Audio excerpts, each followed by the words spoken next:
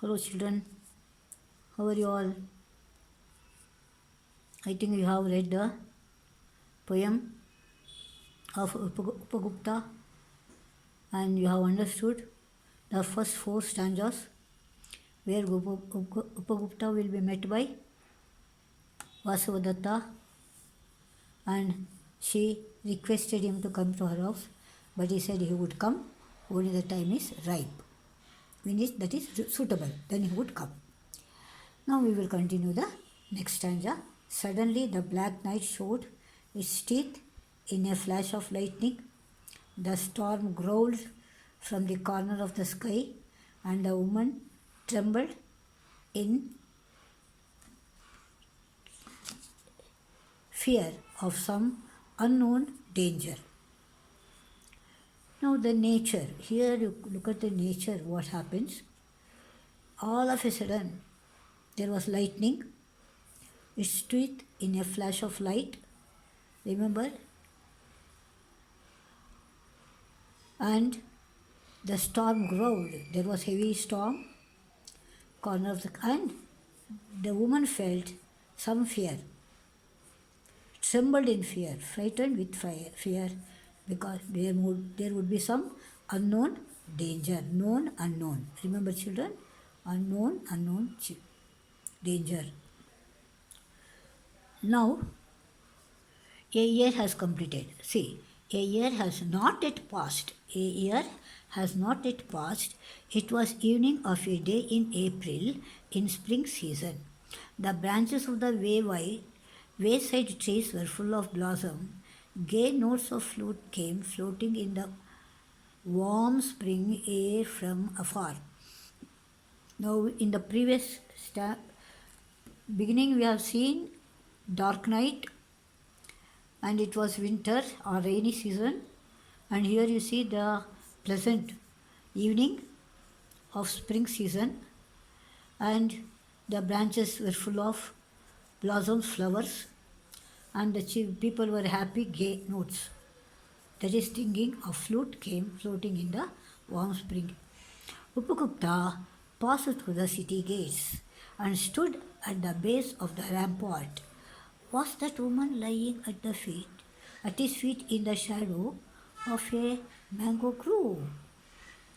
Now, as he was walking through or passing through the city gates, he stood at the base of rampart. Rampart is fort. Rampart is fort. He stood at the base, that is at the starting point, and there he saw a woman lying at his feet in the shadow of a mango grove. There was mango grove, lot of mangoes, plants or trees, and called grove, topu. In Kannada we call it topu. And there he saw a woman lying. Struck with the black pestilence, her body spotted with sores of smallpox. She was hurriedly driven away from the town to avoid her poisonous contagion. The ascetics had by her. Okay, we'll stop here. 4 line. Not stuck, remember, with the black pestilence, that is smallpox. Nowadays it is not common, no? Then it was very common. Suppose chikkama, we call it, very dangerous one, smallpox, and her body was full of spotted with smallpox, and people, they drove her out of this town.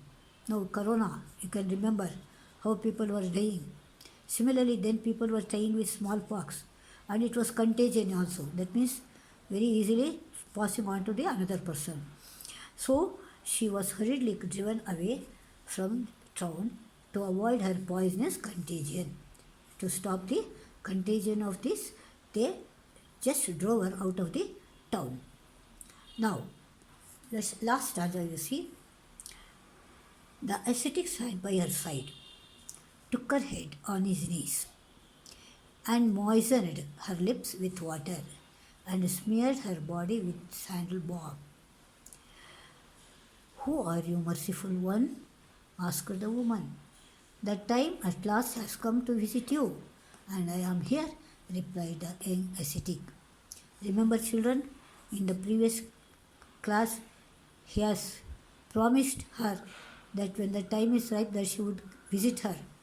The same thing happened after a few months. After a few months, not a year has passed, no. Now what did he do? He sat beside her. Who? Upagupta sat beside her, and her lips were dry, no? See, he moistened, means wet. He, with water, he moistened her lips and spread, that means, spread her body with sandal balm, sandal ಗಂಧದ ಗಂಧದಿಂದ ಎಲ್ಲ ಬಾಯಿ ದೇಹದ ಎಲ್ಲ ಭಾಗಕ್ಕೆ ಹಚ್ತಾನೆ. Smear means to spread. Now she asks, who are you, merciful one? She was so kind, no? As she was so kind, this woman, who was that woman? Vasavadatta. Vasavadatta asked her who he was. So he replied, see how he replied? The time at last has come to visit you, and I am here. And that he was dead. Okay? Like this, the young ascetic consoled her with his kind heart. And then he was looking after her. After some time, she died. The story continues like that. But here it shows how the disciple of Buddha looked after a person who was suffering from a contagious disease, poisonous contagion. Without minding regarding, he just took care of her and made her to feel a little comfortable. Okay, children? This is what the gist of the entire poem. That is, Upagupta would be lying down, Vasudata would come, and he requested him to come to her house. But he said he would come when only the time is right. After some time, when he came back to the same place, he saw a woman lying, and she was none other than Vasavadatta. What had happened? She was suffering from smallpox, and people had driven her out of the town, and so he took care of her. This is the gist of the poem. And here I have got glossary words, and I have told you, write alphabetically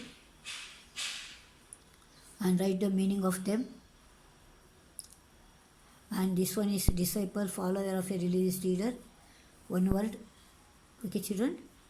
Make a note of all these things. And if you can write a story using the glossary, you can do it. It's well and good. So it gives you an opportunity to write your own ideas. You can think of the same story and use these words only, but don't copy this.